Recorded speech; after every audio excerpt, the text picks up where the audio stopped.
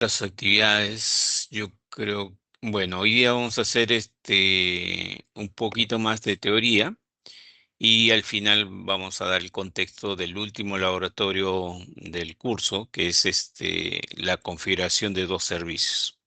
Entonces ese va a ser el formato de la clase del día de hoy. Espero dar resultados del laboratorio número 2 este fin de semana. Y bueno, y dentro de un rato, cuando veamos el tema del laboratorio, vamos a ver qué vamos a hacer en la recta final, ¿no? En el cronograma de actividades. Bien, entonces empezamos, creo que se dejó una tarea que es la que voy a mostrar en pantalla. No sé si alguno de ustedes tienen algún comentario con respecto a esta tarea. Los escucho. ¿Quieren participar? Si no, continuamos nada más. Si no hay ninguno de ustedes que se anime a participar en esta tarea. Que está relacionado a las nuevas memorias. Es un tema de evolución de hardware, pero que impacta al sistema operativo en su diseño y en general a cualquier software estaría impactando el uso de estas memorias por los equipos computacionales, que son memorias muy rápidas, de gran capacidad y también son no volátiles, no volátiles. Les comenté que ya de hace varios años estas memorias se vienen usando. Se está esperando una evolución para que esté comercializándose en equipo de escritorio, digamos como si fuera ya un estándar. Porque repito, ya existen equipos con estas memorias. Hay servidores que en IBM y HP tienen con este tipo de memorias y que han tenido que modificar la estructura o el diseño de un Linux y lo han adecuado porque el uso de estas memorias provoca que el sistema operativo tenga un diferente planteamiento. A ver, Rogelio ha levantado la mano. A ver, escuchamos. Buenos días, profesor. Buenos días, compañeros. Respecto a la nueva tecnología que está refiriéndose, no sé si se refiere a las memorias 3D, las RAM, o tal vez a las memorias emergentes no volátiles. Creo que me se Ujú, refirió a las no volátiles. Este, es una suerte de almacenamiento SSD flash, ¿no? ujú. Que era Sí, o sea, tradicionalmente, son ¿no? llamadas las NVRAM, ¿no? NVRAM. Claro, también de magnetismo, utilizando magnetismo. También ahí está dentro de esa serie la Resistive RAM, ¿no? La idea es que guarde información cambiando la resistencia eléctrica de un material aislante, ¿no? Bueno, también tenemos la Ferroelectric RAM. No sé si se refiere a esa, profesor, porque No, hay sí más. hay varias tecnologías Sí, de memorias que están explorándose en los últimos años. En este caso nos estamos concentrando en las llamadas NVRAM, que son las no volátiles, y que si bien es cierto, te he escuchado el tema de las características físicas de lo que están haciendo, eh, pero quiero darle una mirada a nivel de sistemas operativos, a nivel de software, cómo se modificaría la construcción de estos elementos llamados sistema operativo, base de datos y en general cualquier software que podríamos mencionar. Ese es un poco el enfoque de la pregunta. ¿Ok? bueno, la idea, hasta donde tengo entendido, es que son sistemas no volátiles.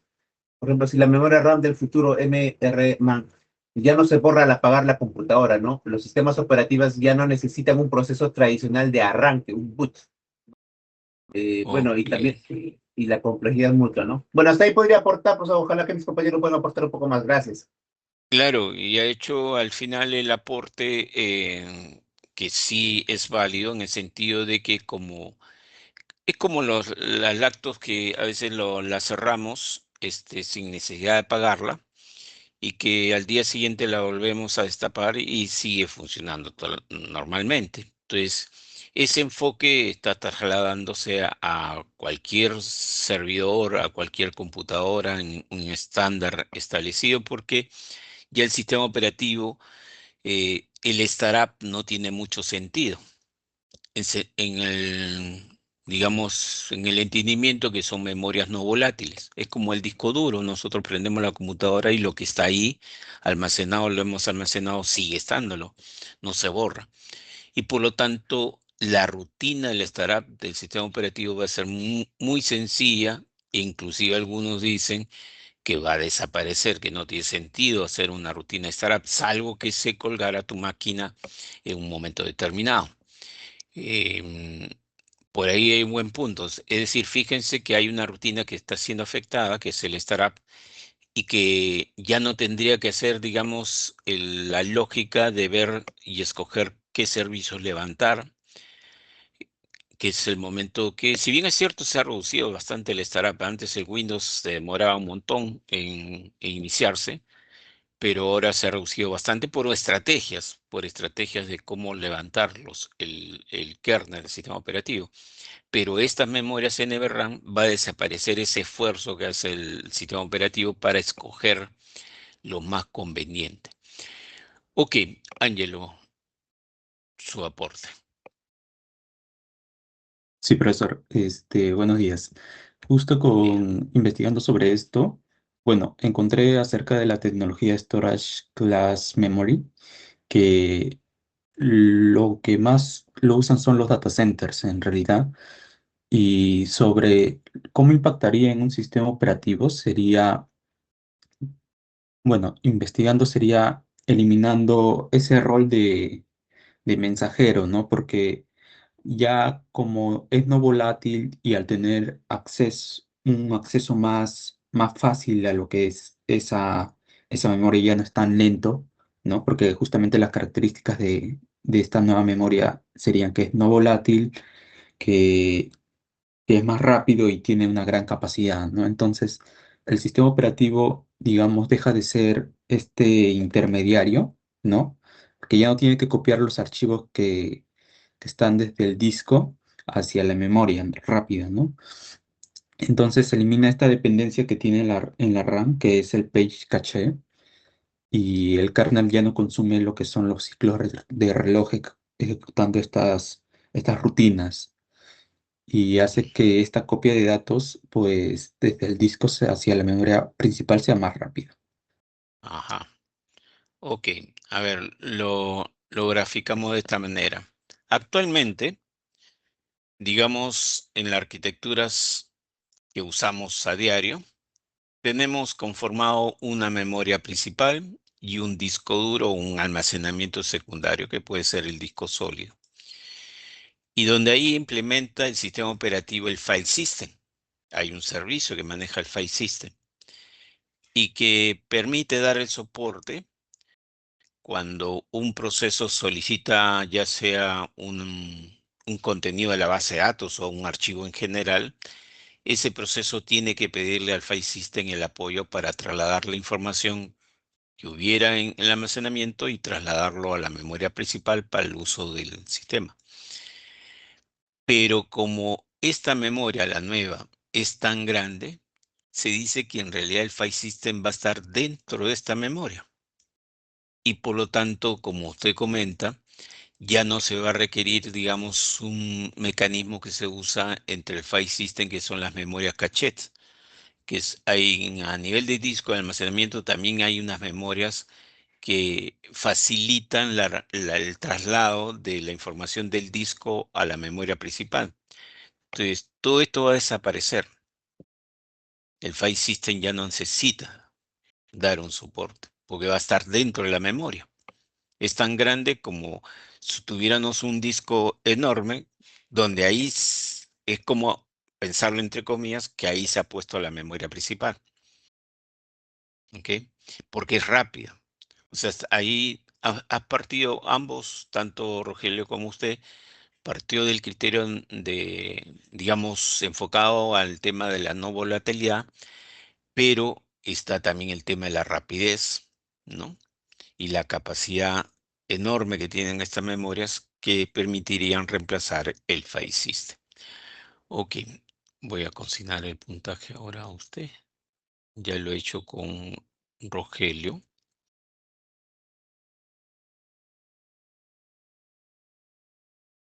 Un segundo. Ok, bien. Bueno, hubiera preferido que hubiera mayor intercambio de opiniones con ustedes, sobre todo de software, porque se dice que los software van a ser impactados, ¿ah? Ustedes, estas nuevas memorias, le va a cambiar la lógica del diseño de las construcciones que ustedes van a proponer. Entonces, yo ahorita lo estoy analizando a nivel de sistema operativo porque compete a mi curso hacer ese análisis.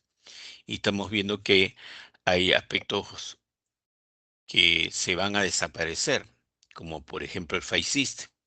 Y otra cosa que se va a desaparecer es la necesidad actual de los sistemas operativos de crear una memoria virtual, porque la memoria principal actualmente, como no tiene grandes capacidades, el sistema operativo simula tener una memoria mucho más grande.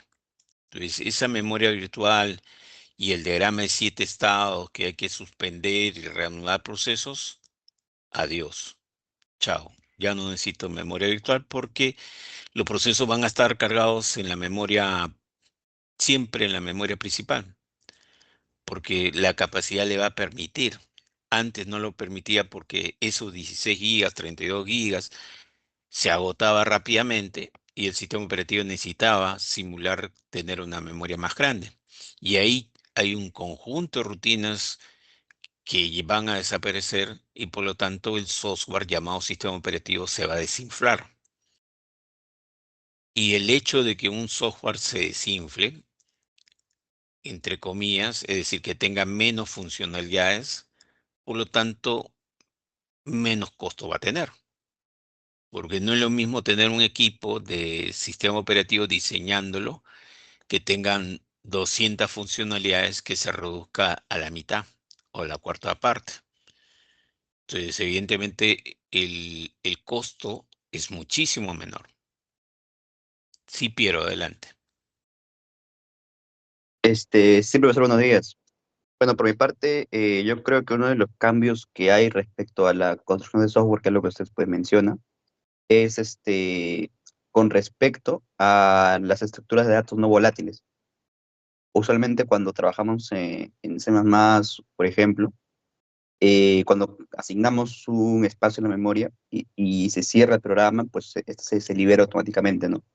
Entonces, para Ujú. nosotros tener que guardarlo, tenemos que hacerlo en un archivo o en un archivo externo, ¿no? A nuestro programa. Claro, Pero temporal. ahora claro, pero ahora con las memorias pues persistentes, hay librerías que nos ayudan a diseñar punteros para sobrevivir justamente a un cierre inesperado pues del programa, ¿no?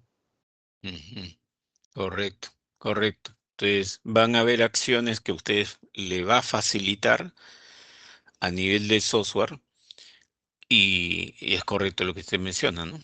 Igual el sistema operativo va a tener algunas, ahorita el sistema operativo, como lo vimos en la clase pasada, utiliza la memoria caché para poder poner ahí las rutinas que más intensamente se usan, que más frecuencia se usan. Pero como esta memoria es muy grande, ya no le va a interesar al sistema operativo tener un algoritmo de frecuencia de uso de la rutina. Y mucho menos va a necesitar tener una estrategia de reemplazo, porque el sistema operativo constantemente está revisando en la memoria principal qué procesos retirarlos, porque no hay espacio. Entonces, esa estrategia de reemplazo ya no se requiere. Fíjense que hay varias acciones que el sistema operativo ya no necesitaría a nivel de lógica esforzarse porque ya está. Ese archivo que temporalmente lo grabé, ya no tengo el esfuerzo de hacerlo una grabación especial para poder volver a referenciarlo, etcétera, etcétera. Lo que vamos a tener a la mano es el archivo directamente. Y es más, inclusive de repente el proceso no necesariamente lo tenemos que cerrar. Entonces aquí habría que formular la pregunta es, Bueno, profe, yo me matriculo todos los ciclos. ¿Y qué pasaría si el proceso no lo termino? Y el próximo ciclo de inmediatamente ya hago el acceso a la segunda iteración. Ya no tengo que hacer una rutina de admisión. Ahora, evidentemente lo estamos analizando de la manera, digamos, positiva, pero también hay aspectos negativos. O sea, los software y el sistema operativo, que es el que me interesa analizar, sí tiene retos con estas nuevas memorias. O sea, hay esfuerzos que se están eliminando, pero hay esfuerzos que se van a crear para el sistema operativo. Uno de ellos, por ejemplo, menciona de que como el proceso no se elimina, entonces el tema de la computación forense tiene dos aspectos. Primero, nosotros sabemos que la computación forense lo que hace es tratar de analizar qué es lo que ha pasado con el proceso. Entonces, con las memorias antiguas o las tradicionales, llamémosla DRAM, cuando el proceso acaba o apago el servidor a la computadora, todo se elimina. Entonces, la computación forense eh, perdía el rastro. Recuerden de que cuando hay un delito hay que preservar la escena del crimen. Entonces, pero con estas memorias, estos procesos se va a quedar la huella y la computación forense asociada con el sistema operativo va a permitir hacer un rastreo mucho más exacto del tema, porque hay algunos software que se eliminan automáticamente para evitar el rastro. Entonces ahí hay un reto para el sistema operativo de poder hacer esfuerzos mejores de cómo puede usar la no volatilidad del objeto para poder dar un mejor servicio que antes no lo tenía. O por lo menos hacía esfuerzos para poderlo tratar de manera óptima el tema de aquellos software maliciosos. Entonces, ok, Rogelio, adelante. Voy a ponerle el puntaje a su compañero Piero. Justamente, Adelante. profesor, estaba pensando en eso de los software maliciosos, o sea, el virus. Si la RAM no se va a borrar o sea, no va a ser volátil, sería más fácil instalar virus, ¿no? Dejar rastro de virus. Y algo tengo entendido de que están viendo cómo combatir, o sea, con el sistema operativo, ¿no? Están llamando, por ejemplo, el cifrado total de memoria en hardware, ¿no? Exacto. Digamos que el procesador cifra automáticamente, lo cifra, ¿no? Cada bit que sale hacia la NVM y una vez que si alguien extrae el chip, solo queda ruido, ¿no? Porque está cifrado, ¿no? Y también hay zonas de memoria volátiles reales, ahí sí hay zonas en donde los sistemas operativos aíslan las llaves criptográficas, contraseñas, etcétera, ¿no? Pero, Ujú. y por otro lado, algo rápido, sabía que alguna vez leí que hay virus que ya están infectando, hace tiempo ya, el BIOS, por ejemplo, ROM, o sea, Read Only Memory, o sea, eso me sorprendió, que el ROM estén infectando, entonces, no importa cuántas veces formatees tu disco, hay virus que ya pueden estar permanentemente en tu PC, ¿no? Eso había leído alguna vez. Gracias. Sí, sí, sí, es correcto. Ahí hay retos para el sistema operativo. Ahí se van a abocar a nivel de sistema operativo cómo usando la no volatilidad pueden, tanto los hackeadores como el sistema operativo generar unas soluciones correctas, igual con el antivirus. Ok, muy bien, Piero, ya consigné tus puntos, también a Rogelio y a tu compañero Ángelo. Ok, em, bueno, hay muchos más aspectos, pero ok.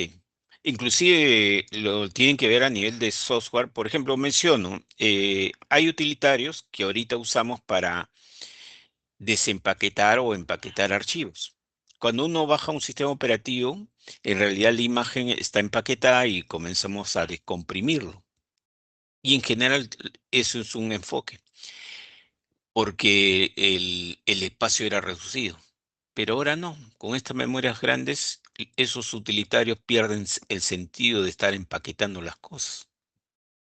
Entonces, fíjense que hay utilitarios que ya no tienen cabida en este modelo. Otro ejemplo, a nivel de base de datos. En base de datos, por lo generalmente, como hay archivos muy grandes o bases de datos muy grandes, se indexan la tabla. Ya no se va a requerir indexar la tabla porque esta memoria es de alta velocidad. Se hace actualmente para reducir la búsqueda de los elementos de la tabla. Entonces, hay cosas que la gente de software que construye, ya sea la base de datos, el utilitario para empaquetar archivos y el mismo sistema operativo en general, como le hemos comentado, que ya no van a tener necesidad de hacerlo y se van a eliminar de sus funcionalidades. Ok, es una mirada diferente. Es más, y creo que lo comenté en la clase pasada, la industria de software no le ve con buen agrado estas memorias, porque evidentemente les quita algo que tienen en su billetera, ¿cierto? Entonces, han estado frenando el avance de estas memorias, porque es una industria poderosa el tema de los software, como son los bancos, etcétera. Pero hay varios papers científicos que hablan de esta tendencia de estas memorias y ya muchos consideran que es inevitable el escenario que estas memorias se van a imponer. Lo han estado frenando no por, digamos, porque sea una buena tecnología, sino por un tema económico. Pero ya no se va a resistir mucho tiempo. Ya grandes líderes de servidores como IBM y HP ya lo están usando, ya van a empezar a estandarizarlas y todas indicar que se van a imponer muy pronto. Algunos, digamos, científicos, los que contribuyen en conocimiento con su paper, algunos consideran que van a convivir las DRAM con estas memorias, dándole un escenario mixto. Pero todas indicar que estas memorias se van a imponer, que en realidad ya son bastante tiempo de funcionando. En los celulares ya funcionaba. Lo que pasa es que como toda tecnología evoluciona, se comienza a abaratar, comienza a aumentar en capacidad y el logro de estas memorias pues va a cambiar mucho el enfoque de los sistemas operativos y de los software. Bien, regresamos a continuar nuestros contenidos de la memoria principal. Entonces hemos agotado este espacio. Ok, ahora vamos a hablar de la organización de la memoria.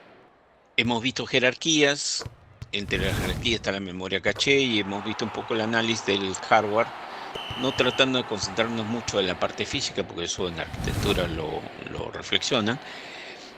Y ahora vamos a hablar de la organización.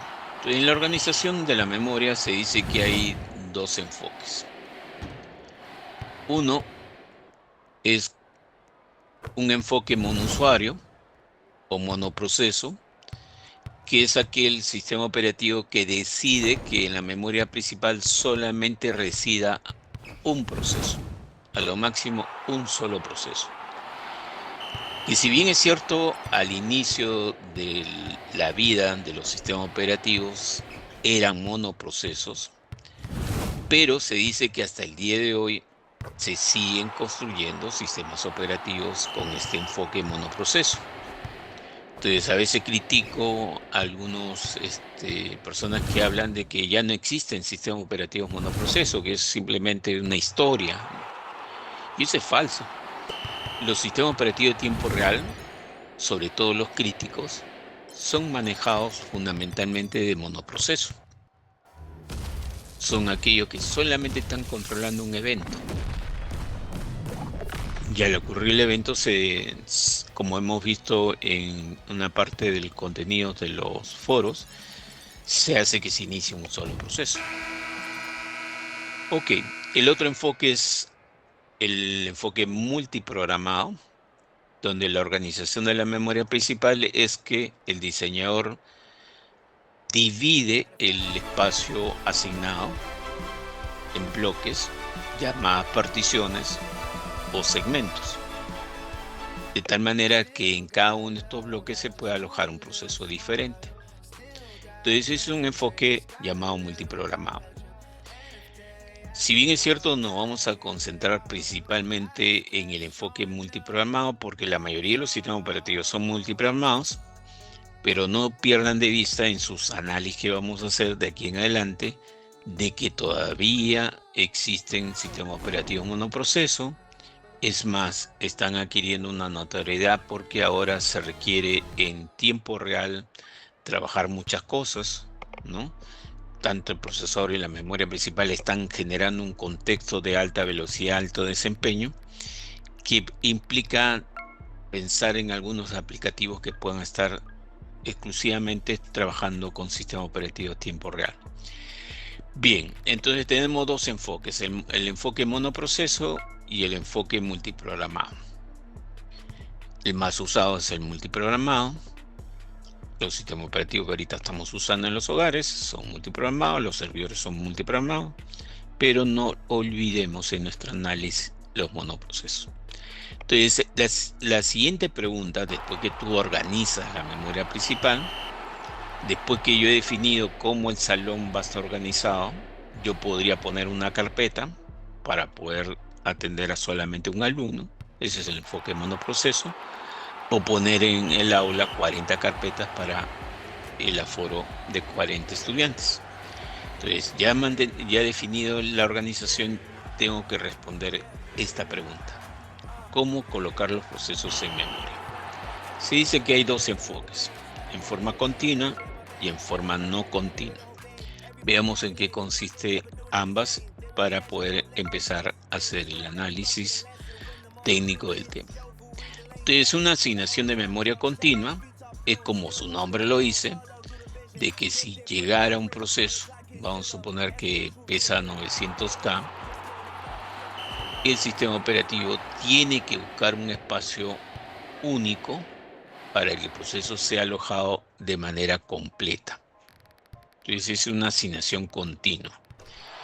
Y repito, es cuando los procesos que se comienzan a ser admitidos tienen que tener un espacio totalmente uno a continuación de otro, ¿no? Esa es una asignación continua.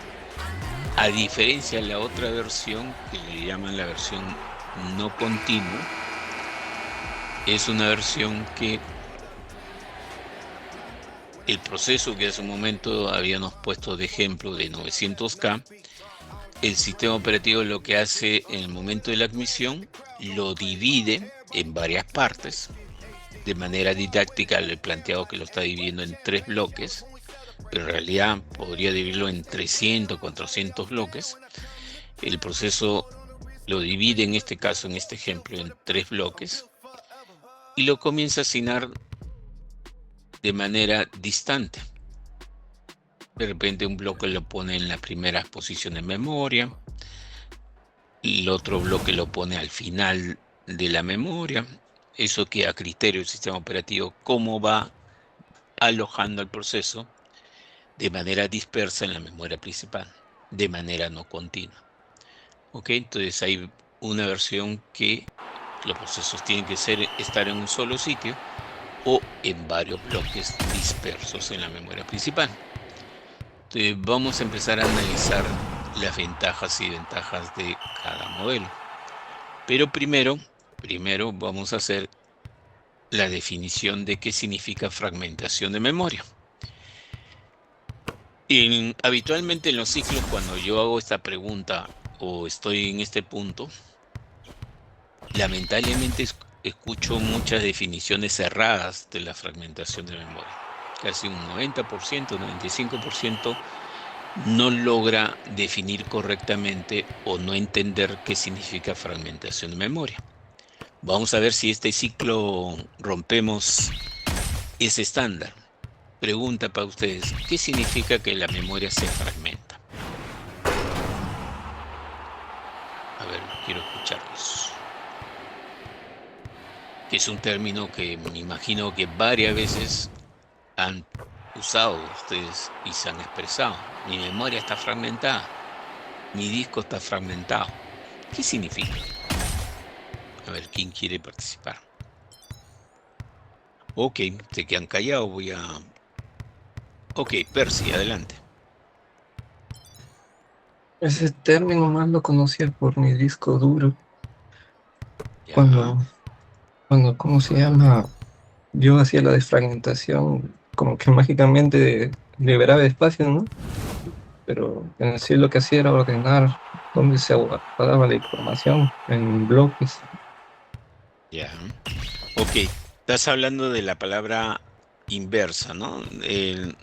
Porque hay fragmentación y hay defragmentación.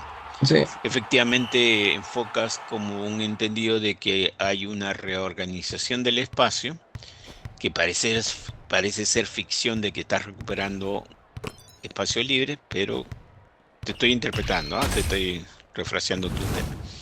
Entonces, y ese es el entendimiento que tú tienes del tema de la fragmentación. Ok, a ver, vamos a escuchar a Ángelo. ¿Qué significa fragmentación de memoria?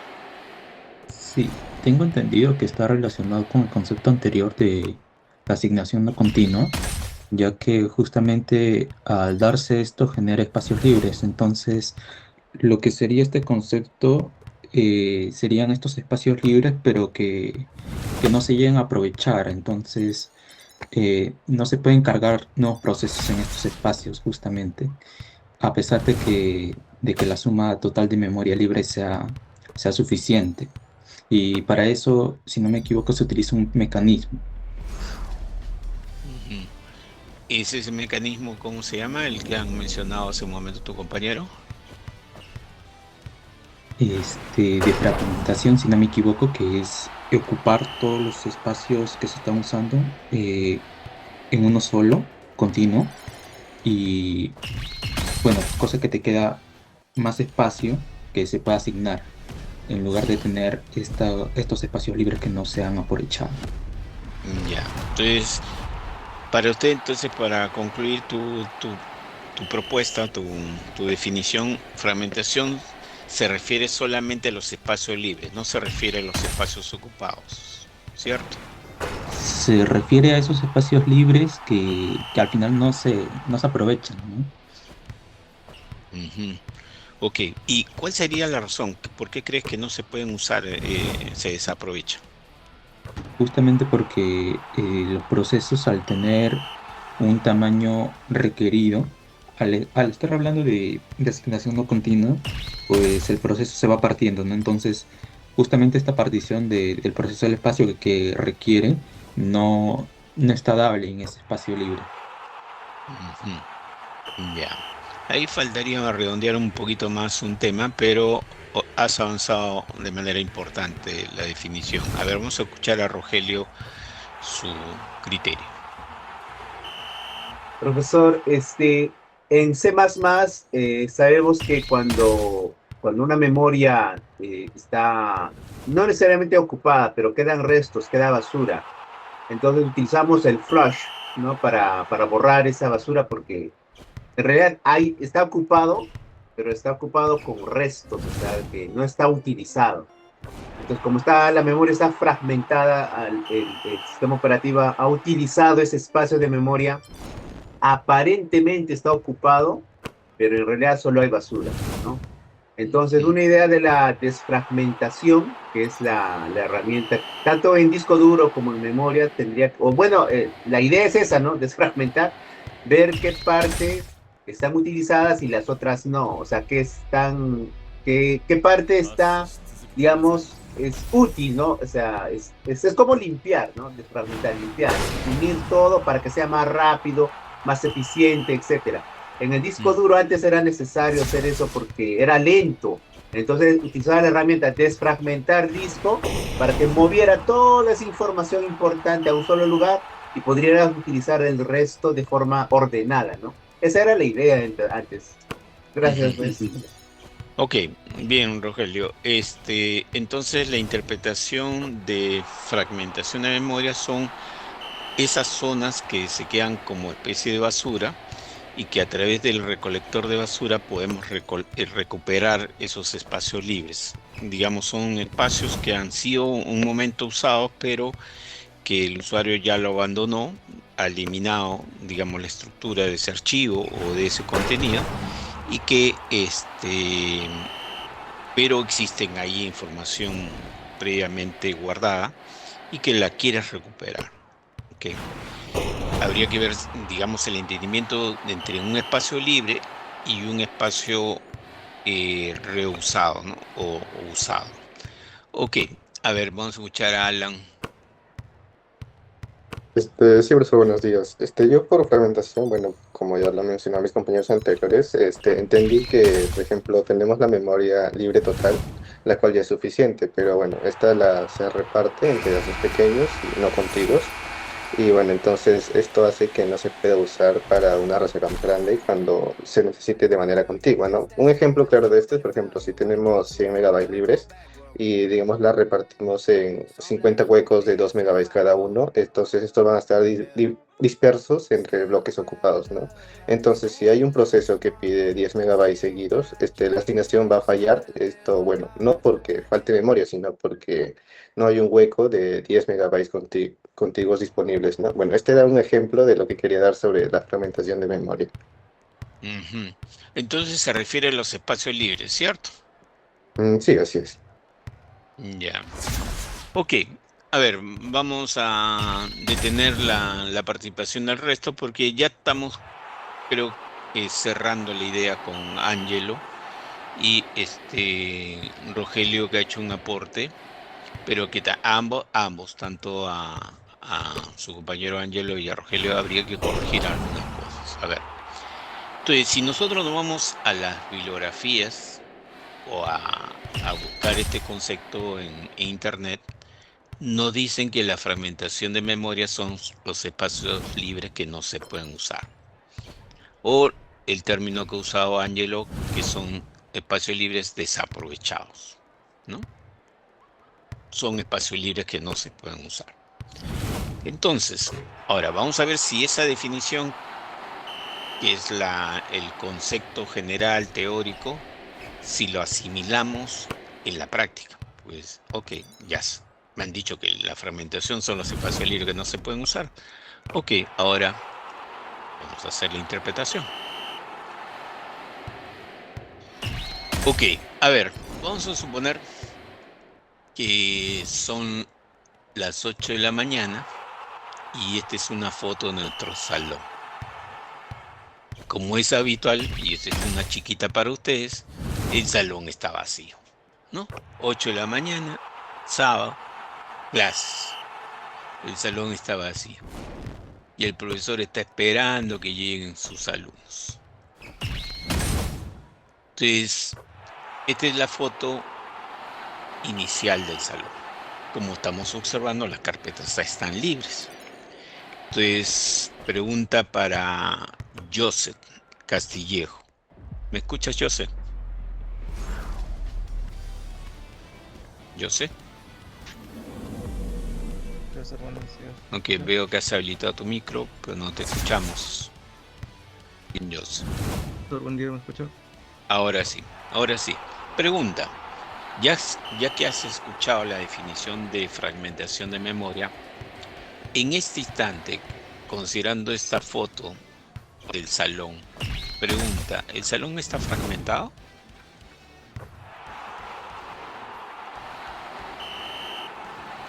Considerando el contenido de esta foto, ¿cuál sería tu respuesta? ¿El salón está fragmentado? Sí, yo creo que si lo considero como que es todo un bloque, o sea, o sea, como que está todo libre, o sea, pasando como considerando que fuera como que la memoria está libre y el salón sea como un bloque todo solo, creo que Ujú. no habría una fragmentación como tal. Ok, entonces, ¿no hay o sí? Porque al inicio dijiste que sí, No, o no, no. no, profesor, o sea, No, tomando, no hay. yo, no. Ok, a ver, vamos a escuchar a Cristian. Respondiendo a la pregunta, sería un completo simple no, ya que prácticamente eh, hay espacios, todos están entre los asientos, todos están compactados y no hay ninguna orden de separación entre estudiante y estudiante, porque fácilmente el joven podría agarrar y nada más. A ver, Cristian, tu tu señal está interrumpiendo. No te escuchamos con mucha precisión. No sé si podrías mejorar. De repente tienes ahí un tema que puedes resolverlo rápidamente. Se escucha entrecortado. Te he escuchado unas partecitas, pero he querido hilvanar toda tu idea, pero no lo he podido. ¿Ok? A ver. Axel, Zárate, ¿el salón está fragmentado en este instante o no? Axel. Creo que sí, profesor, porque si bien... ¿Se me escucha? Sí, sí, te escuchamos. Creo que sí, porque si bien hasta el salón no puede estar uno al lado del otro, hay espacios como que vacíos entre ellos. Ajá.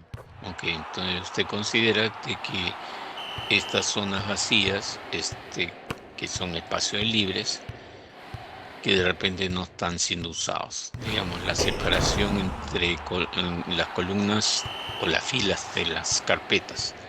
Y por eso considera que sí está fragmentado. Ok. A ver, están empatados. Al inicio dicen que no, su compañero dice que sí. Entonces, ¿cuál sería tu opinión, Luis Facundo?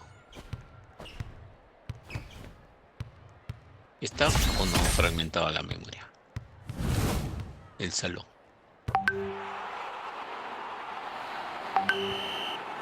Facundo. Facundo está viendo el mundial. Las repeticiones. César Villanueva.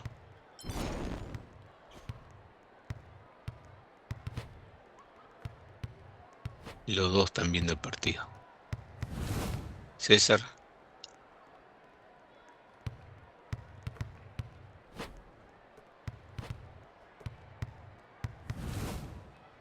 Ángela Arriola. ¿El salón está fragmentado o no?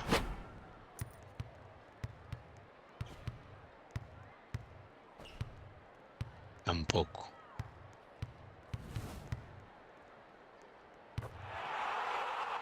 A ver, mi último esfuerzo. Cristian Condo.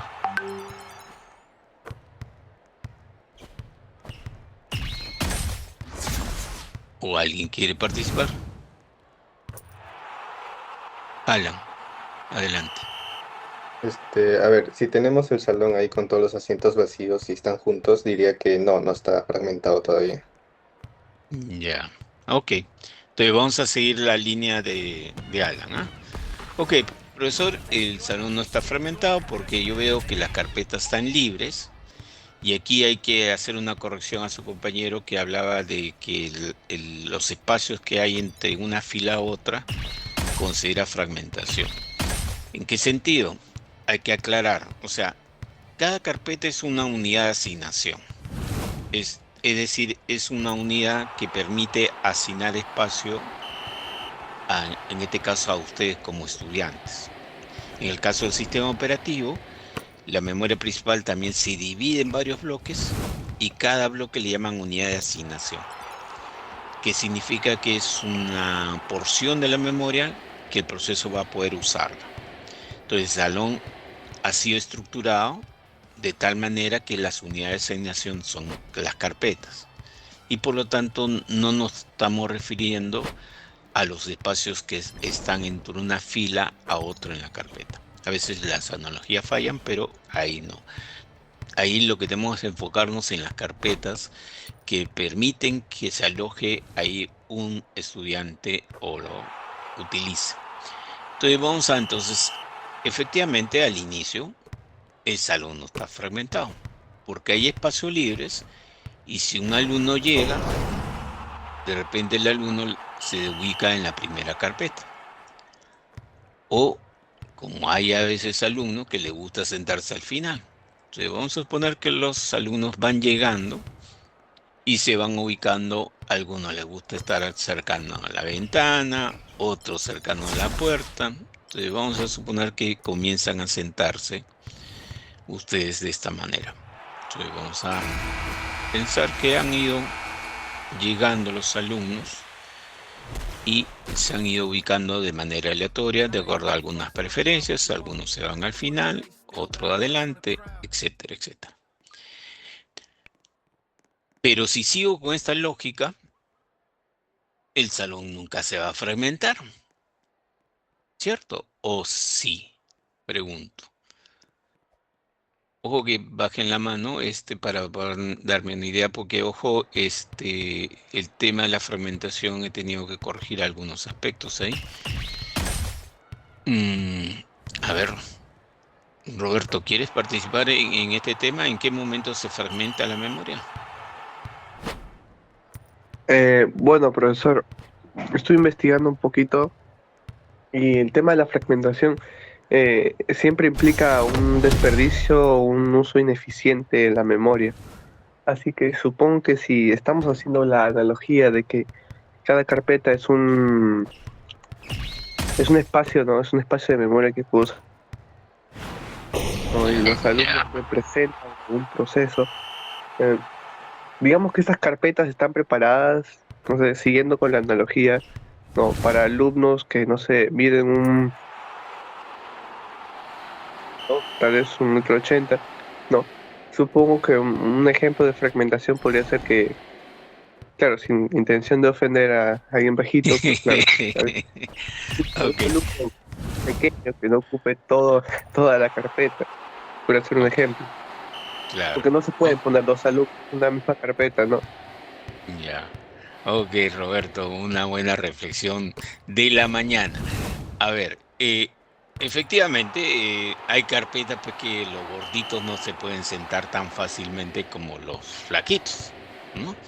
Entonces su compañero dice, profesor, ahí de repente hay una fragmentación en esta analogía que de repente esta carpeta que está acá está preparada para una persona que tenga una contextura más o menos mediana, pero de repente puede llegar a un alumno o que le está faltando espacio o que le está sobrando bastante. Ok, ya, pero por ahí no iría un poco la reflexión. Ahorita lo corrijo, voy a escuchar a Piero. Sí, profesor, buenos días.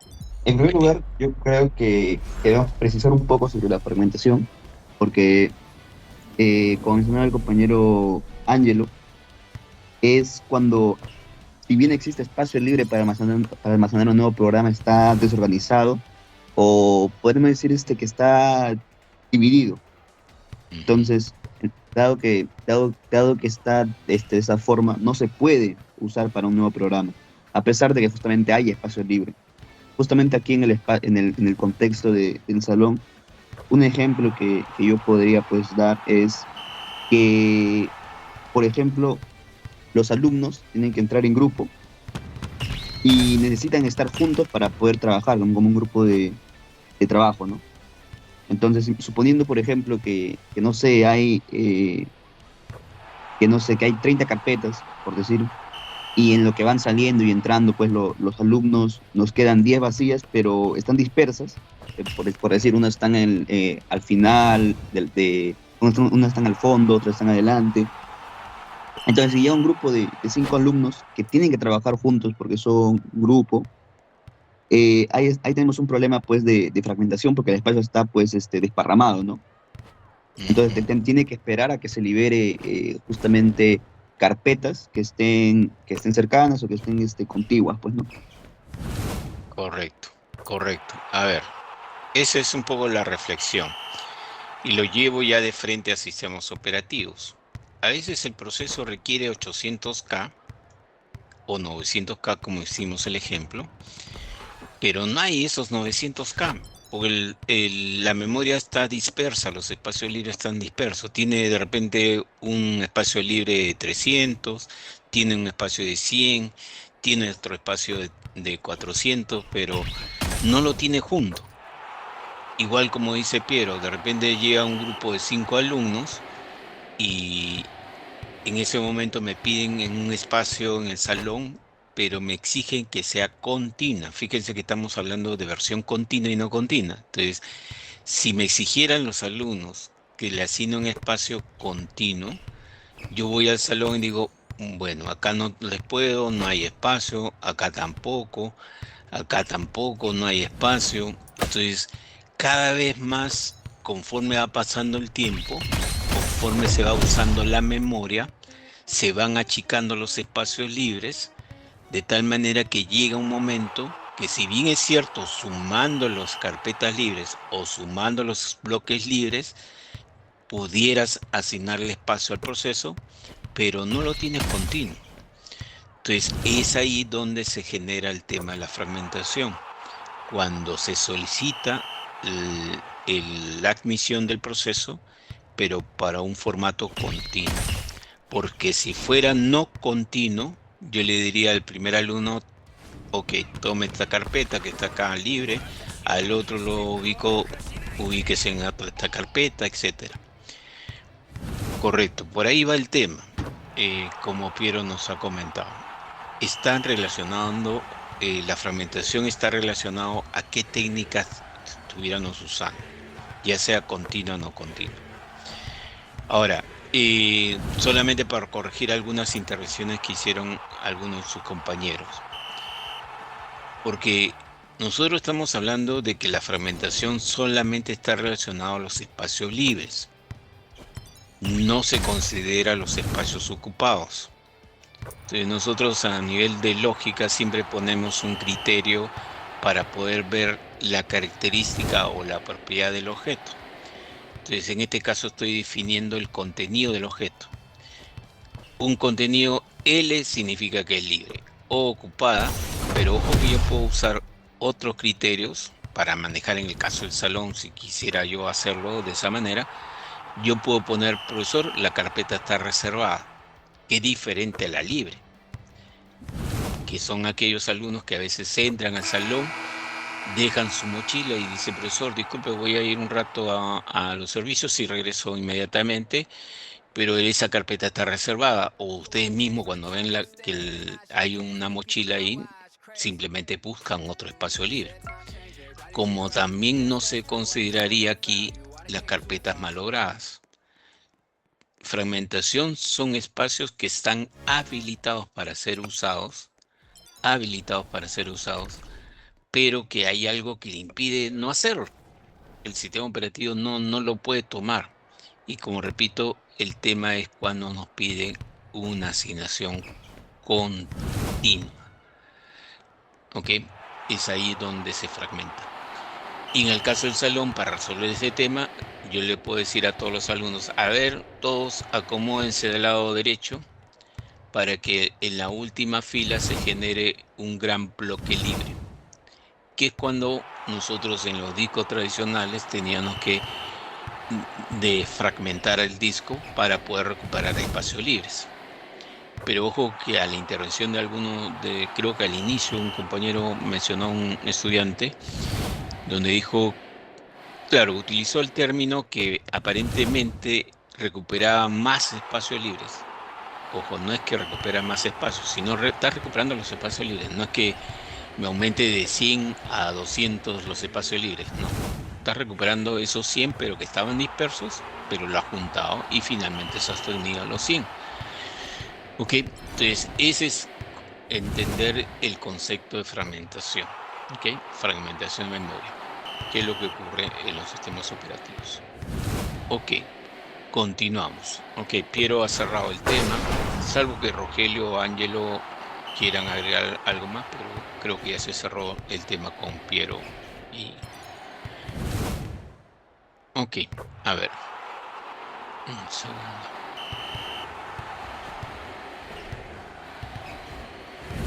Yo creo que les comenté en la clase pasada que ya teníamos que cerrar, digamos, los puntos adicionales. Hoy día es el último día, ahora sí finalmente vamos a cerrar. Ya que estamos en una semana especial por el Día del Padre, ya aquí queda. Ya había anunciado el cierre de los puntos adicionales y hasta hoy día se cierra. Ok, entonces hemos analizado... Disculpe que continúe. No sé si pasó asistencia, creo que se ha olvidado. Ah, sí, pues, muy bien el delegado. Su quantum es... me hubiera dicho hace rato, pero ok. Muy bien, hay que hacerlo, nunca es tarde. Lema de software, nunca es tarde.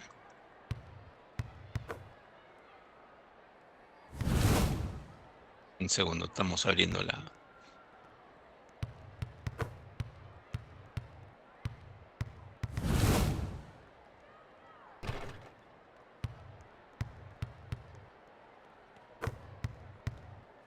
Estar atentos, Vadillo.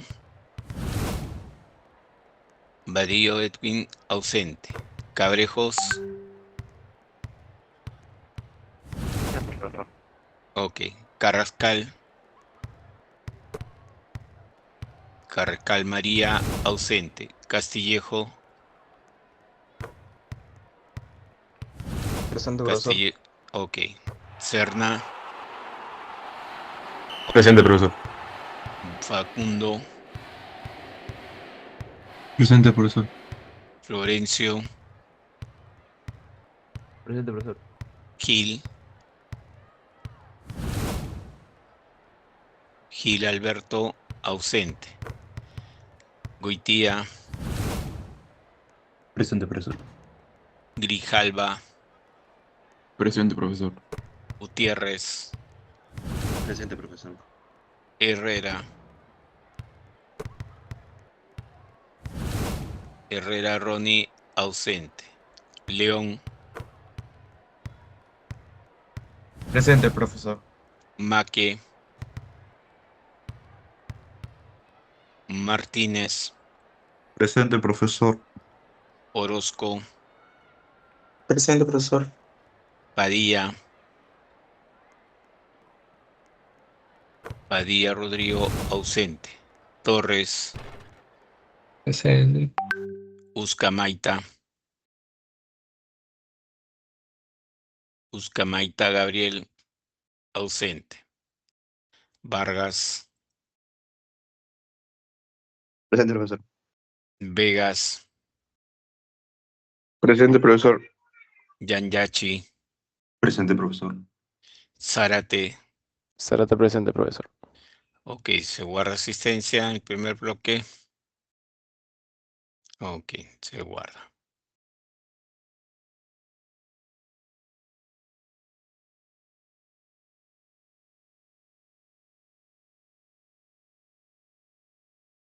Ok, ahora el segundo bloque, 2018.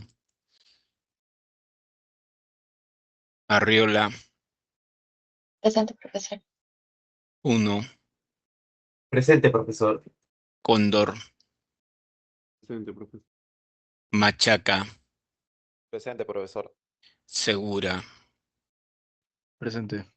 Ventura. Presente, profesor. Villanueva. César Villanueva. Lo vi que se había ingresado. No contesta. Se retiró.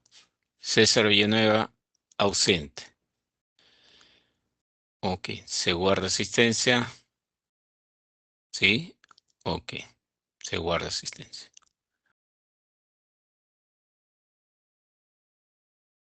Ok, a ver que termine.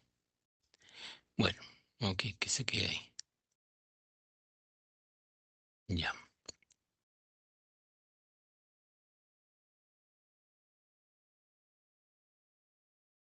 Listo, entonces vamos a pasar al análisis de las ventajas y desventajas de la continua, de la versión continua y de la versión no continua.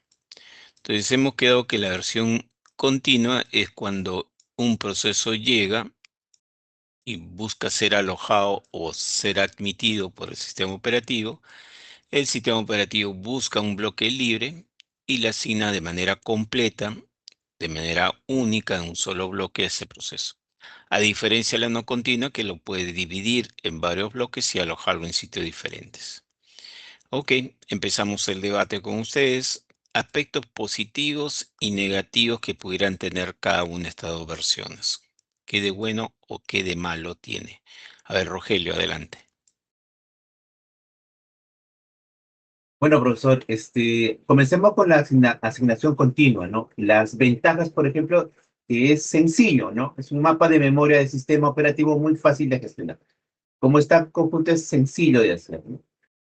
Poca sobrecarga, el hardware requiere circuitos de traducción muy simples, ¿no? Y la velocidad de acceso es rápido. Al estar todo el código junto, como está junto, el procesador lee los datos de forma secuencial y rápida. Esas serían las ventajas que yo veo. A Y ver, las a ver. desventajas. Un segundo, Rogelio, para que tus compañeros también puedan aportar otros temas más. Entonces, hay dos cosas. En uno es un tema cuestionable. Voy a hacerte algunas preguntas y al grupo también. Entonces, a ver, en software hay un principio que ustedes lo tienen. Todo lo que es estático es lo más fácil de controlar. Al revés, todo lo que es dinámico es más difícil hacerlo, ¿no? Entonces, efectivamente, la estrategia continua es muy simple, porque lo único que hace el sistema operativo es preguntar, ¿tengo 900K libre o no? Para eso necesito una estructura de datos que le llaman la tabla de particiones, donde en esa tabla vamos a tener por cada partición cuánto es el tamaño. Entonces, en este caso, el sistema operativo, en una versión continua, lo único que hace es preguntar en la tabla si es que hay un bloque con ese tamaño de 900 o más.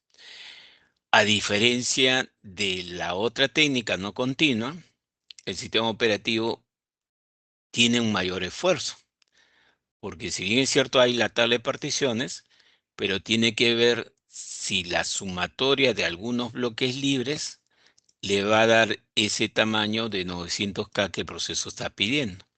Entonces tiene que ir consultando la tabla. Ok, acá hay una zona de 100. Ok. Ah, pero busca una zona de 300. Ok, ya la encontré. 300. Busca otra, la complementaria. Ah, ok, tienes 500 acá. Ok, recién puedo dar el pase a la admisión del proceso. Dar el pase. Entonces, por ahí la fortaleza, entonces hemos encontrado una fortaleza de la continua que es mucho más fácil, más sencilla en el momento de la admisión del proceso, en el momento de la admisión del proceso. Pero en tu segunda parte, Rogelio, tú dices que como el bloque está, el proceso está en bloques continuos, la rapidez del proceso va a ser menor a la no continua.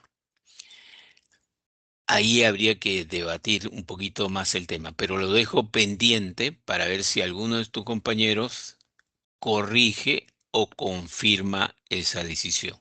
Me gustaría que Ángelo empiece analizando. ¿Usted también considera de que en la continua el proceso va a ser mucho más rápido su ejecución, su tiempo, o no? Te escucho, Ángel. A ver, bueno, tengo entendido que al estar justamente más cerca lo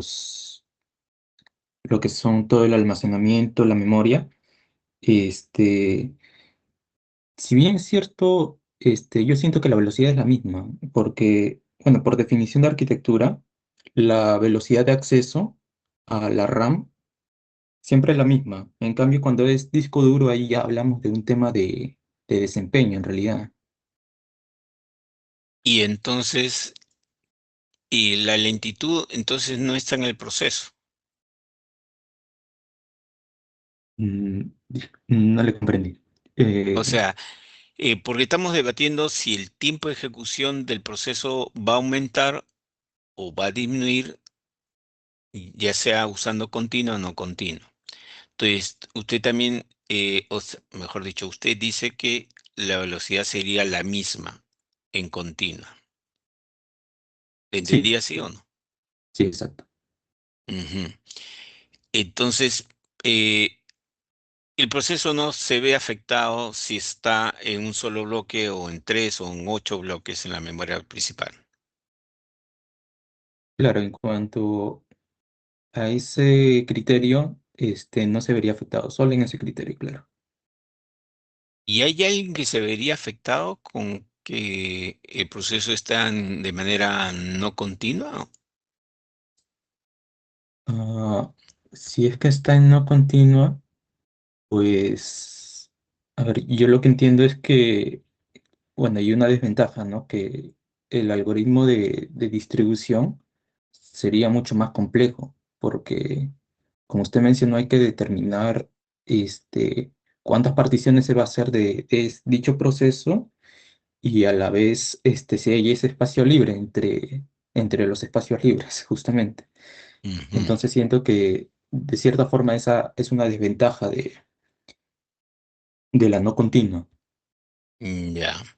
Pero yo diría que esa actividad que tú estás mencionando de buscar cuántos bloques voy a dividir al proceso sería antes del inicio del proceso. Pero cuando ya el sistema operativo decide que ya consiguió los 900K y al proceso lo aloja en la memoria principal, a partir de ese momento ya corre el tiempo de demora o el tiempo de retorno del proceso. Em, ok, por ahí te ha faltado precisar algo, pero te escucho. ¿Qué otras ventajas o desventajas hay en esta técnica? Sí, justamente con la no continua quería comentar una ventaja que tiene, y es que lo que hace es aumentar el grado de multiprogramación, justamente porque hace que el proceso sea admitido este, mucho más, ¿no? Y ocurre porque ya el proceso no necesita buscar un único bloque de memoria grande, ¿no? Entonces, el proceso puede distribuirse en bloques mucho más pequeños que están repartidos. Y Ujú. justamente porque al no requerir que un programa esté almacenado en un bloque contiguo de memoria, permite aprovechar estos espacios libres de la memoria principal, justamente. Ujú. Es correcto, en la versión no continua se dice que el grado de multiplicación aumenta. En la analogía que usó Piero hace un momento, esos 5 alumnos que querían de manera continua ubicarse, los he rechazado. Esos 5 procesos, entre comillas, o 5 estudiantes los he rechazado. Pero si hubiera usado la no continua, hubiera incrementado mi cantidad de procesos albergados en la memoria principal en 5, porque los 5 alumnos hubieran ingresado. Efectivamente, la versión no continua lo que hace es permite aumentar tu grado de multiprogramación. Eso es correcto. A ver, ahora vamos a escuchar a Luis. Luis. Me gustaría hablar más sobre las desventajas, empezando con la continua. Ok. La continua nos genera un desperdicio por preasignación, es decir, que nos obliga desde el inicio a designar un tamaño fijo. Un ejemplo puede ser de que tengamos un proceso de 10 gigabytes que necesite un proceso continuo, pero solo tenemos dos huecos de 8 y 2, y así el sistema colapsa y nos arroja un error de memoria. Ujú. En lo discontinuo, una desventaja importante sería la gestión compleja, ya que el sistema operativo debe gastar recursos para mover punteros y referencias de manera constante para poder mantenerlo todos los pedazos dispersos. Ya. A ver, gastar recursos. Recuerden que tienen que entrenarse para el examen parcial, ¿ah? ¿Qué recursos estás hablando cuando tú hablas gastar recursos? Mm, Procesador, memoria, disco, no sé. diría que el procesador. El procesador. Ujú. Ok. Todavía no has cerrado. Te faltó algo, Liz.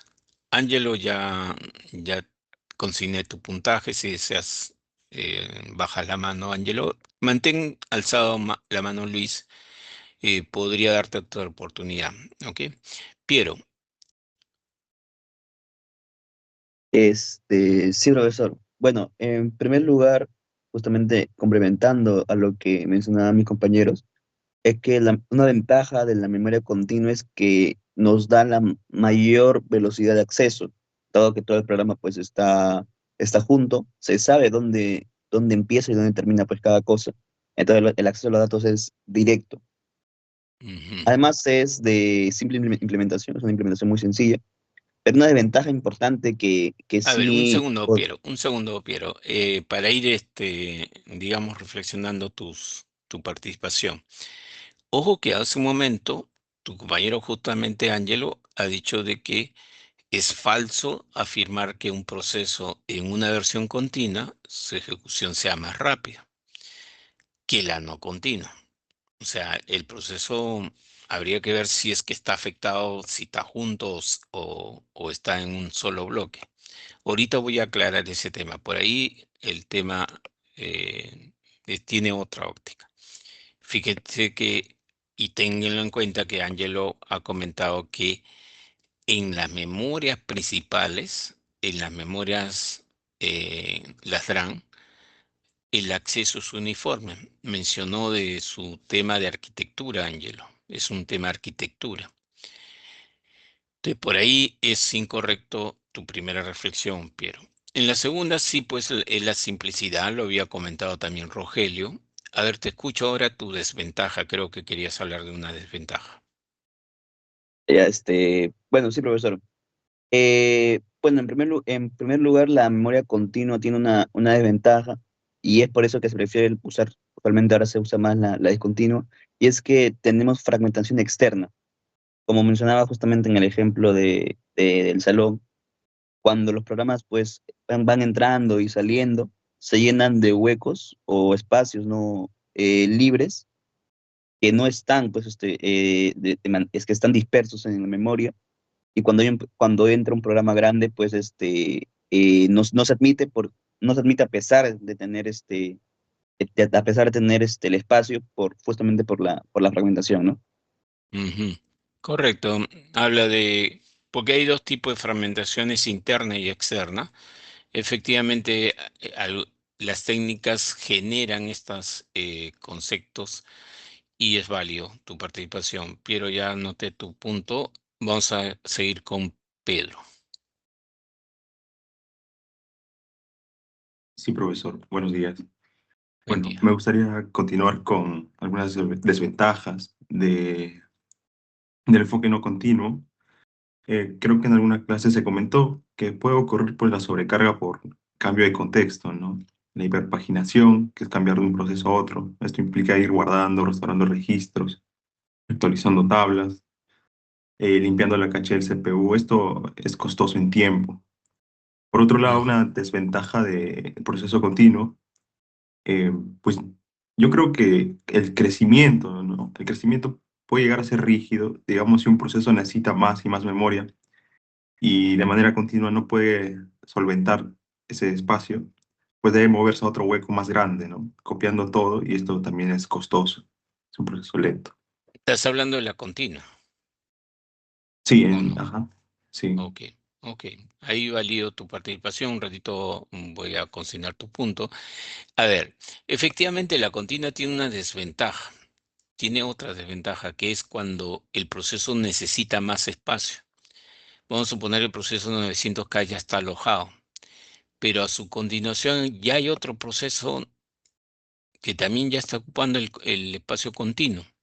Entonces, si este proceso de 900K quiere crecer 100K adicional, lo que va a obligar para el sistema operativo mantener su técnica de versión no continua, que ese proceso sea trasladado a otro espacio libre y va a tener que conseguir no ahora los 900K, sino los 1000K. Entonces, ahí hay una desventaja porque como la memoria, memoria principal probablemente está fragmentada, a mayor tamaño del proceso va a ser más difícil del sistema operativo conseguir el crecimiento. ¿Que lo puede hacer? Sí, pero siempre y cuando encuentre un bloque con ese tamaño suficiente para trasladarlo. Entonces habría que detener el proceso momentáneamente para reubicarlo en otro espacio. Y no es tan fácil porque el tema de las direcciones van a variar. No es lo mismo que yo viva en un domicilio, vamos a suponer, de la cuadra 5 y me mude a la cuadra 9. Vamos a tener que cambiar todas las referencias. Entonces ese es un gran esfuerzo para el sistema operativo para poder traducir las direcciones. Entonces por ahí la participación de Pedro es correcto. Vamos a poner el puntaje. Ok. Ok. Ahora continuamos con Ronnie. Ronnie, adelante. Sí, profesor, ¿me escucha? Sí. Sí, profe, continuando. Bueno, ya he escuchado bastante ventajas de la continua, también de ventajas. Me gustaría comentar un poco sobre la no continua, que una de las ventajas que la veo importante es que permite el uso de la memoria virtual, porque se puede usar el disco con una extensión de RAM para poder ejecutar programas, ¿no? Grandes.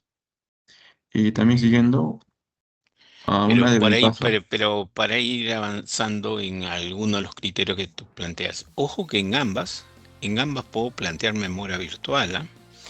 O sea, porque tanto en el escenario de de cómo se llama, de que el sistema operativo encuentra que la memoria se agotó, en ambos yo puedo configurar una memoria virtual. Por ahí no iría. A ver, te escucho tu segundo argumento, a ver. Sí, tiene que ser una desventaja de la no continua, que creo que es una mayor complejo, ¿no? Como se ve en la imagen, se usa bastantes tablas de páginas o segmentos, lo que permitiría una mayor latencia, ¿no? Para poder acceder a los recursos o unas consultas adicionales.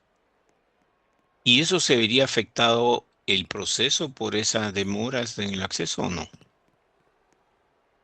Sí, creo más que nada en el tiempo de ejecución, ¿no? Ok, en el tiempo de la ejecución. Ok, un segundo. En tu caso todavía no ha sido cerrado, has tenido algún problema y hay que corregir en la segunda apreciación. Voy a pasar a Luis, voy a regresar a Luis, porque tiene la prerrogativa que levantó primero la mano. A ver, te doy la oportunidad, Luis, si tienes otros criterios, no sé, o ya te diste cuenta que hay algo que corregir en tu reflexión, Luis Gutiérrez. Mi intervención dije simplemente la palabra procesos, o sea, gasto de recursos, haciendo referencia al CPU, pero no especifiqué exactamente qué procesos. Ya. ¿Puedo especificar los procesos o Sí, ya no es sí, válido?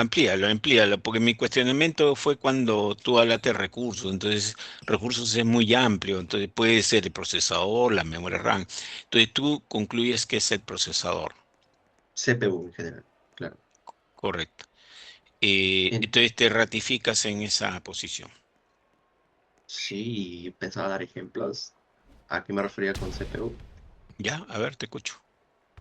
Por un ejemplo podría ser los ciclos del reloj del procesador, que básicamente para mover un puntero no es de la nada. Esto requiere que el procesador ejecute instrucciones adicionales, tales como cargar la dirección de memoria y luego realizar el cálculo para realizar un salto. Para Ok, realizar estos saltos, el CPU gasta ciclos, o sea, por así decirlo, desperdicia ciclos en organizar el lugar específico al que debe procesar. ya. Ok, te has ido a arquitectura pura, arquitectura de computadora, estás hablando del ciclo, del procesador, ¿no? Y el reloj, efectivamente. Ok, en tu caso lo voy a validar, pero voy a hacerte algunas correcciones, ¿ah? Pero, digamos, hubiera preferido no darle tanto la vista del punto de vista de hardware o físico, sino a nivel del sistema operativo, que es el curso. Pero está bien. Ok, voy a consignarte. Porque estás combinando con conocimientos de arquitectura, que también les pido que hagan esa mirada. Ok, a ver. Entonces, Luis, Pedro, yo ya le he puesto los puntajes. Me bajan, por favor, la mano cuando observen en el sistema de que ya se les consignó el punto para darme una idea. Entonces, ¿quién sigue? ¿Alan? Creo que te escuchamos o... Sí. Sí, profe, yo quería hablar sobre la no continua. Bueno, las desventajas, creo, no sé si es que lo han mencionado, pero ahí podemos ver, por ejemplo, los procesos de 500 kilobytes, 300 o 100. Esto quiere decir que está habilitada lo que es la multiprogramación real, ¿no? O sea, todas conviven en la memoria simultáneamente. Y también esto hace que haya un mejor uso de la CPU. Por ejemplo, mientras un proceso espera lo que es entrada o salida, se pueden ir ejecutando otros procesos que ya han sido cargados en memoria, ¿no? Bueno, también siguiendo a esto, hay un mejor uso relativo de memoria comparado a lo que es en la continua, con lo que es la partición única, porque varios procesos van a compartir lo que es el espacio disponible en vez de monopolizarlo, o sea, como está en el otro ejemplo en el lado izquierdo, ¿no? Bueno, y también, también quería hablar sobre el tamaño de partición ajustado al proceso, o sea, cada proceso ocupa solo lo que necesita, ¿no? Entonces no hay un desperdicio fijo de bloque como, a diferencia de lo que explicó con lo que es la partición fija, ¿no? Ok, ahí hay un aporte, Alan, cuando hablas de particiones fijas, porque hay dos versiones, que lo vamos a ver más adelante. Hay particiones fijas y particiones variables. Efectivamente, fija es cuando el sistema operativo dice, el proceso requiere 900K, entonces te voy a fijar ese espacio en la memoria. Previamente tiene que saber si es que lo tiene o no. El variable es cuando el proceso puede empezar con 500, puede pasar a 700 o bajar. Entonces ese es un formato variable.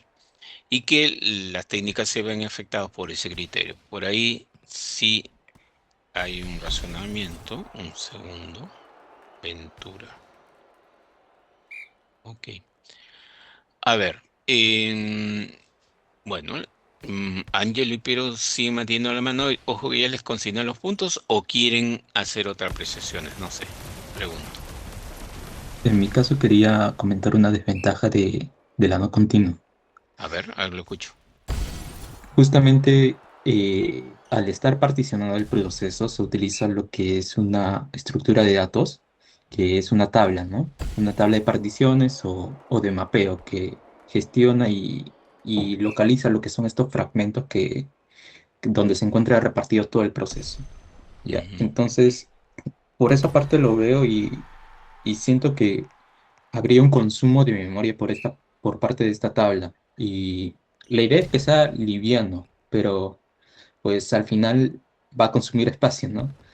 Creo que hay mecanismos para evitar que las tablas no consuman tanto espacio, o bueno, para facilitar su acceso también, como es la indexación, o utilizar la memoria caché, pero viéndolo por esa parte también es una desventaja, lo primero que dije.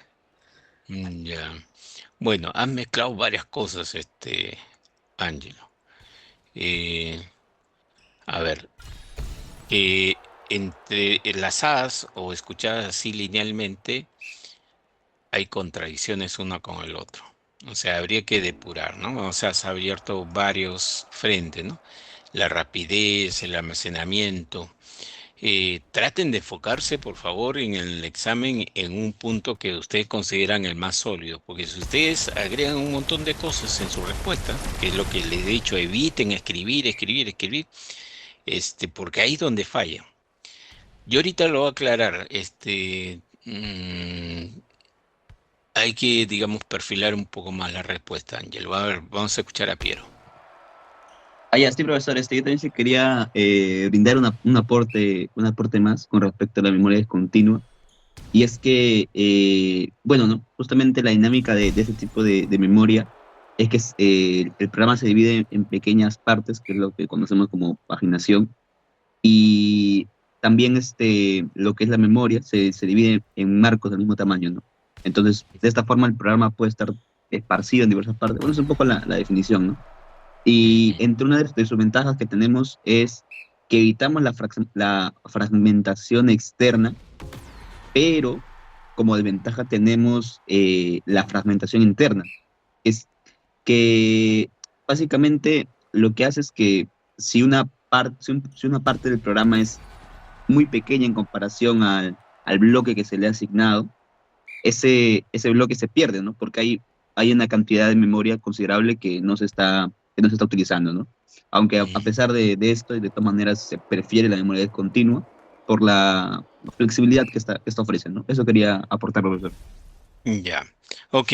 Ahí igualmente, Piero, lo que veo en tu intervención es que estás hablando otras técnicas diferentes a las que estamos ahorita mencionando, porque me hablas de páginas, me hablas de marcos. Entonces, esos términos están asociados a las memorias virtuales, que es el capítulo o el PDF o el otro contenido del curso que sigue a memoria principal. Entonces, ahorita lo que queremos concentrarnos que hay un objeto que pesa 900K y que quiero alojar ese proceso de manera completa a la memoria principal. Entonces, tengo dos formas de hacerlo. O busco un espacio grande suficiente para que pueda alojarse ese proceso, que es la continua, o bien ese proceso lo divido en varios bloques de tamaños diferentes y lo voy alojando en sitios dispersos. Pero luego vamos a ver que hay otra estrategia que en la memoria virtual, después vamos a ver que en la memoria virtual tiene otro enfoque de utilizar páginas, de usar marcos, que son los términos que has mencionado. Por ahí tampoco no te validaría el tema. Entonces, para ir cerrando la discusión, A ver, porque Angelo nos ha mencionado varias cosas que hay que verlas aisladamente, porque si uno lo ve todo de manera secuencial, se confunde. A ver, para precisar algunas cosas. Primero, que el proceso esté junto o continuo en la memoria principal o dividido, como en la no continua, para el proceso no significa ni aumentar ni disminuir su tiempo de ejecución. Y Angelo lo comentó. La característica de la memoria RAM es que el acceso es uniforme.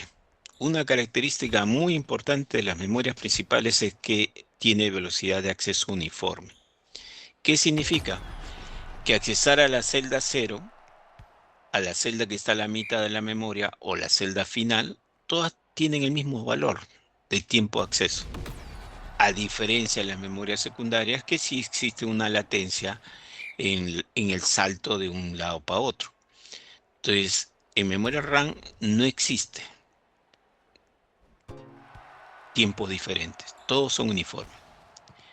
Entonces, atribuirle que el proceso va a aumentar o disminuir su tiempo de ejecución es falso. Le están echando la culpa a alguien que no le pertenece, a alguien que le demos, mejor dicho, a echarle la culpa. A ver,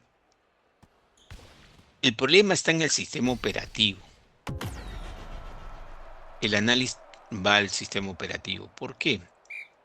Efectivamente, como Ángelo y algunos de ustedes ha comentado, de que siempre en un modelo yo tengo que definir mi estructura de datos que va a soportar mi modelo. Entonces, en una versión continua, se dice que la tabla de particiones es pequeña, porque la relación es 1 a 1.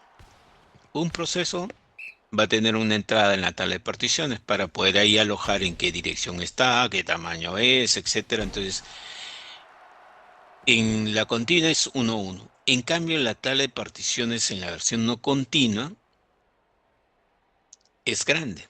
Esta estructura de datos es grande.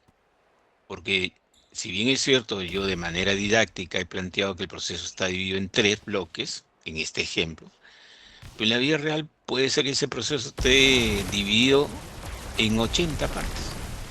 Por lo tanto, la tabla de particiones es muchísimo más grande en la versión no continua. Entonces, si yo quiero analizar la velocidad de acceso por parte del sistema operativo en esa estructura de datos, puedo concluir que la versión no continua, el sistema operativo se va a demorar más. Porque constantemente al sistema operativo le vamos a preguntar, sácame la información o recuperen la información que está en el bloque 2 de mi proceso. Entonces el sistema operativo tiene que buscar en la tabla y se va a demorar. No es lo mismo accesar a una tabla de base de datos que tenga 1000 registros que tenga 1.000.000 de registros. Muy diferente.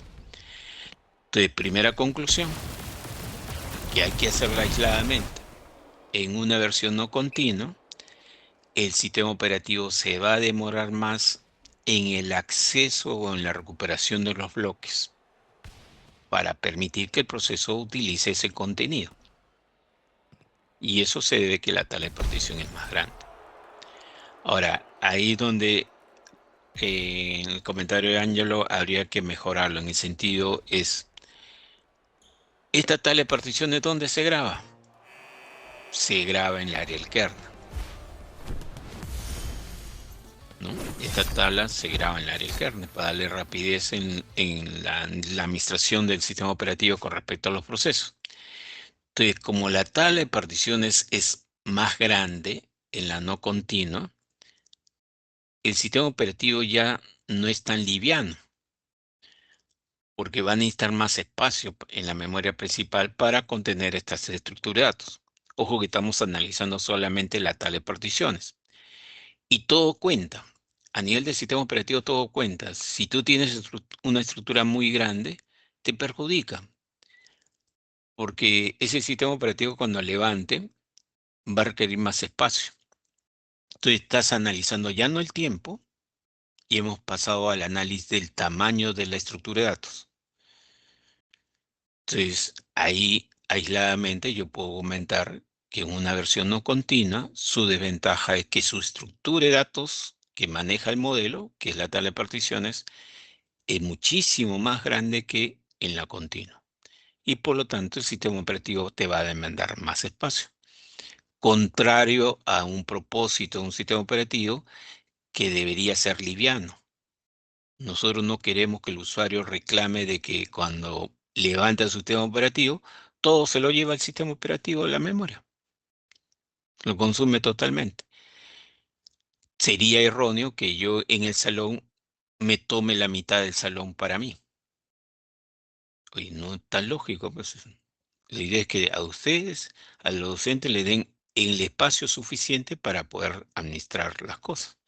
No te vas a tomar la mitad, pues, ¿no?